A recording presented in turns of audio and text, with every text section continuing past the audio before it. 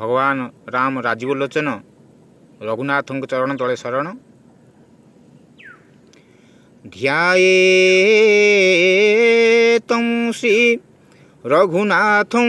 नीलजलदतनु कोदण्डं काण्डहस्तं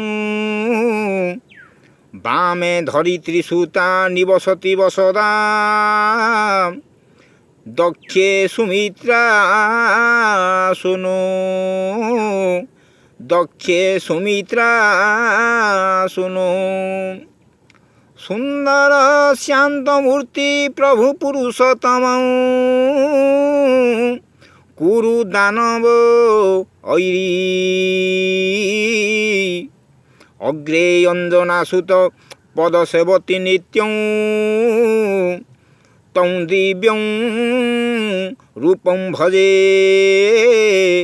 तं दिव्यं रूपं भजे।